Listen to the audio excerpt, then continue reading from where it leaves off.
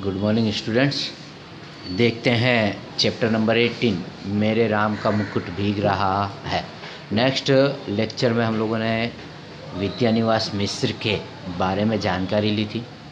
अब हम लोग एक चैप्टर के अंदर देखते हैं कि किस तरह से यहाँ पर जो चैप्टर का टाइटल है कि मेरे राम का मुकुट भीग रहा है, यहाँ पर काल्पनिक रूप से दो कथाओं को जोड़ दिया गया है जो स्पष्ट करता है कि मेरे राम का मुकुट भीग रहा है। तो कैसे है वो देखते हैं। लिखा है कि महीनों से मन बेहद उदास है। यहाँ पर लेखक बता रहे हैं कि महीनों से मेरा मन जो है वो बहुत ही उदास है। उदासी की कोई ख़ास वजह नहीं, कुछ तबीयत ढीली, कुछ आसपास के तनाव और कुछ उनसे टूटने का डर। खुले आकाश के नीचे भी खुलकर सांस लेने की जगह की कमी। जिस काम में लगकर मुक्ति पाना चाहता हूँ उस काम में हजार बाधाएं। कुल ले देकर उदासी के लिए इतनी बड़ी चीज़ नहीं बनती, फिर भी रात दिन नींद नहीं आती। दिन ऐसे बीतते हैं जैसे भूतों के सपनों की एक रील पर दूसरी रील चढ़ा दी गई हो, यानी एक ख़त्म होते ही दूसरी शुरू कर दी गई हो। इस तरह का यहाँ पर बताया जा रहा है।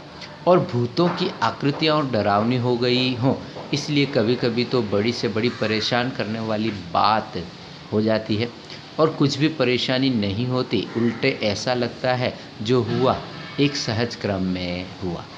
न होना ही कुछ अटपटा होता है और कभी कभी बहुत मामूली सी बात भी भयंकर चिंता का कारण बन जाती है। यानी यहाँ पर जो विद्यानिवास मिश्र लेखक हैं वह बैठे हुए हैं और विचार करते हुए ऐसा कहते हैं कि दिन भर कुछ न कुछ यहाँ पर उदासी रहती है, तबीयत भी कुछ ढीली रहती है, आसपास तनाव का माहौल है और कुछ काम करना भी चाहते हैं पर मन नहीं लग रहा है, जिसके कारण जो भी काम हो रहा हो उसमें भी बहुत सारी बाधा, क्योंकि मन नहीं लग रहा है इसलिए बहुत सारी बाधाएं आ रही हैं, ऐसा उन्हें महसूस होता है। और रात दिन नींद भी नहीं आ रही है, दिन पता नहीं कैसे बीते जा रहे हैं। और जैसे यहाँ पर यानी व्यक्ति जब अकेला बैठा होता है तो मन के अंदर बहुत सारे ऐसे विचार चलते होते हैं जिन विचारों के कारण उन्हें ऐसा लग रहा है कि भूतों की टोलियाँ हैं वो आँखों के सामने नाच रही है, आँखों के सामने नृत्य कर रही है। और एक ख़त्म होते ही दूसरी विचार दिमाग में क्या हो जाता है, शुरू होता चला जा रहा है। यानी एक विचार ख़त्म होता है दूसरा विचार चला जा रहा है। खाली बैठे बैठे यहाँ पर उन्हें अलग अलग बातें जो होती है वो सूझती रहती हैं। सहज क्रम में हुआ न होना हुआ कुछ अटपटा होता है और कभी कभी बहुत मामूली सी बात भी भयंकर चिंता का कारण बन जाती है। नहीं, छोटी सी छोटी बात के कारण भी बहुत सारी चिंताएं पैदा होती है। अभी 2-3 दिन रात पहले मेरे एक साथी संगीत का कार्यक्रम सुनने के लिए 9 बजे रात गए। साथ में जाने के लिए मेरे एक चिरंजीव ने और मेरी एक मेहमान महानगरीय वातावरण में पली कन्या ने अनुमति मांगी। यानी 2-3 दिन पहले लेखक जब ये कथा लिख रहे थे उसके अनुसार वह बता रहे हैं कि 1-2 दिन पहले मेरे एक मित्र ने संगीत कार्यक्रम जाने की अनुमति मांगी थी, जिसके कारण उस संगीत कार्यक्रम में जाने के लिए मेरे पुत्र और शहर से आई एक कन्या है उन्होंने अनुमति मांगी। शहरों की आजकल की असुरक्षित स्थिति का ध्यान करके इन दोनों को जाने तो नहीं देना चाहता था, पर लड़कों का मन भी तो रखना होता है। कह दिया 1-1.5 घंटे सुनकर चले आना। 1-1.5 घंटे सुनकर, यानी अगर मना करें तो भी अच्छा नहीं है, परंतु लड़कों को सुनना भी था। इसके कारण उन्हें मना किए बिना ही क्या किया, उन्हें कह दिया कि ठीक है थोड़ी देर सुनकर यानी 1-1.5 घंटे सुनकर वापस आ जाना। रात के 12 बजे लोग नहीं लौटे, यानी काफ़ी समय से गए हुए हैं पर अभी तक वो लौटकर वापस नहीं आए। इसीलिए चिंताएं हो रही हैं कि रात के 12 बज चुके हैं अभी तक आए नहीं।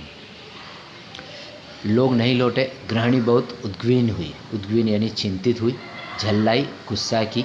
साथ में गए मित्र पर नाराज़ होने के लिए संकल्प बोलने लगी। जिस मेरे मित्र के साथ में मेरे बच्चे गए या मेहमान गए थे उनके ऊपर वह चिल्लाने लगी, झल्लाने लगी, गुस्सा होने लगी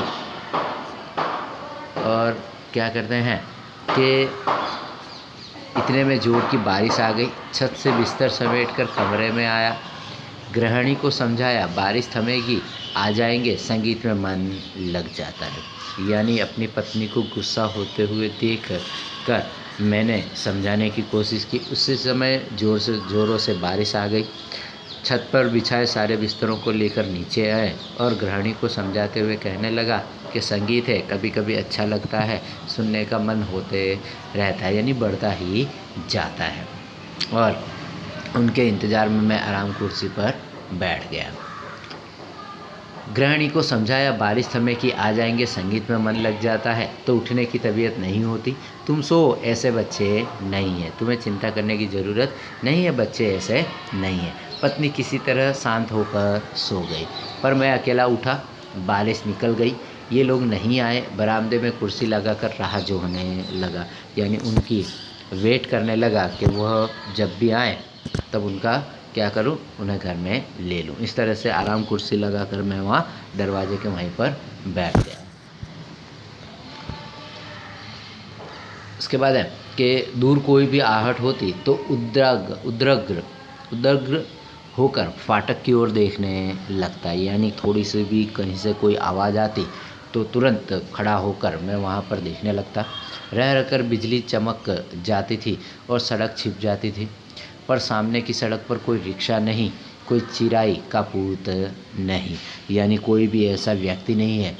जब सड़क के सामने देखो तो कोई रिक्शा नहीं और कोई भी मनुष्य, जाति से लेकर मनुष्य से प्राणी लेकर कोई भी वहाँ पर नहीं है, यानी कोई भी चिराई का पूत वहाँ पर नहीं है। एकाएक कई दिनों से मन में उमड़ी घूमरती पंक्तियाँ गूंज गई। अकेले बैठे बैठे मन के अंदर, दिमाग के अंदर बहुत सारी ऐसी बातें चल रही थी। उन बातों को चलते चलते ही दिमाग में एक ऐसी पंक्तियाँ उमट चुकी हैं जो कि क्या काफ़ी दिन से वो कविताएं अधूरी पड़ी हैं, पर अब ऐसे बैठे बैठे ही मेरे दिमाग में क्या हो गया है, एक ऐसी कविताएं आ गई है जिसमें लिखा है कि मोरे राम के भीजे मुकुटवा, लक्ष्मण के पटुकवा, मोरी सीता के भीजे सेनुरवा, त राम पर लौटही। यानी यहाँ पर माता कौशल्या के मन की बात यहाँ पर बताई जा रही है कि माता कौशल्या जब भगवान राम है अपने परिवार को छोड़कर सीता और लक्ष्मण के साथ वनवास गए हैं, और वनवास के समय ये बारिश का मौसम है, तो बारिश के मौसम में उन्हें किस प्रकार की चिंता हो रही है। इसलिए यहाँ पर कहते हैं कि मेरे राम का मुकुट भीग रहा होगा, मेरे लखन का पटुका यानी दुपट्टा भीग रहा होगा, मेरी सीता की मांग का सिंदूर भीग रहा होगा, मेरे राम घर लौट आओ। बचपन में दादी नानी चाहते पर यह गीत गाती, चाहते यानी जो कोई भी परिवार के अंदर या कहीं पर भी कोई फंक्शन होता या कोई भी ऐसा कार्यक्रम होता, वहाँ पर यह गीत गाया करती थी। मेरे घर से बाहर जाने पर, विदेश में रहने पर वे यह गीत विहल होकर गाती और लौटने पर कहती। यानी जब भी मैं अपने देश को छोड़कर कहीं और जाता, विदेश जाता, तब ये गीत गाया करती थी, और जब मैं वापस लौटता तब उसे अच्छी तरह से इसी तरह से गाया करती थी। और क्या कहते हैं कि मेरे लाल को कैसा वनवास मिला था। जब मुझे दादी नानी की इस आकुलता पर हंसी भी आती, गीत का स्वर बड़ा मीठा लगता, हाँ तब उसका दर्द नहीं छुपता था, पर इस प्रतीक्षा में एकाएक उसका दर्द उस ढलती रात में उभर आया।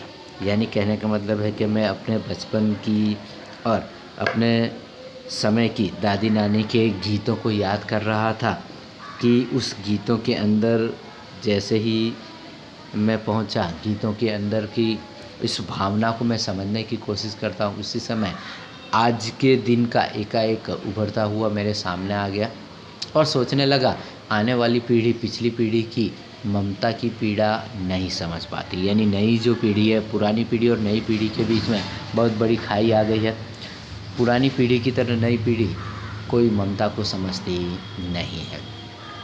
पिछली पीढ़ी अपनी संतान के संभवित संकट की कल्पना मात्र से अद्विन हो जाती थी, यानी अगर पिछली पीढ़ी यानी पुरानी जो पीढ़ी है, बच्चों पर अगर किसी भी प्रकार का अगर संकट आता था तो बहुत ही चिंतित हो जाती थी, परंतु आजकल की पीढ़ी को ऐसी कोई भी चिंता नहीं है कि हम इतना लेट हो चुके हैं और घर पर माता पिता की क्या हाल होगा, इसके विषय में बिना कोई चिंता किए ही वो क्या कर रहे हैं, लेट रात तक घूम रहे हैं। इसीलिए यहाँ पर ऐसा बताया जा रहा, मन में यह प्रतीति ही नहीं होती कि अब संतान समर्थ है, बड़े से बड़ा संकट झेल लेगी। यानी बच्चे अभी तक इतने प्रिपेयर या इतने तैयार नहीं हुए हैं कि वो बड़े से बड़ा संकट झेल लें।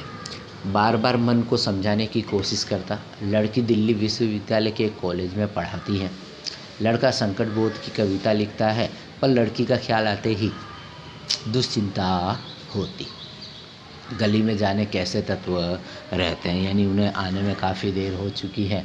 तो लेखक के मन में अलग अलग तरह के प्रश्न आते हैं, सवाल पैदा होते हैं कि इतने लेट हो गई, कहाँ रह गए, साथ में लड़की भी हैं, और आज का समय देखते हुए चिंता करना स्वाभाविक है कि कहाँ पर कौन से लोग मिल जाएं, लौटते समय कहीं कुछ हो न गया हो, और अपने भीतर अनायास ही अपराधी होने का भाव जाग पाता। अपराधी, अपने आप का अपराधी, यानी कहने का मतलब है कि मैंने उन्हें जाने की छूट दी ही नहीं होती तो ऐसा कुछ होता ही नहीं, पर मैंने जाने की छूट दी जिसके कारण ये क्या हो गया, उसके साथ कोई घटना घटी तो उसके जिम्मेदार मैं ही हूँगा। इसीलिए उनके मन में ऐसा भाव आ जाता है, मुझे रोकना चाहिए था या कोई व्यवस्था करनी चाहिए थी, यानी आने जाने के लिए कोई व्यवस्था करनी चाहिए थी। पराई लड़की, और लड़की तो हर एक पराई होती है।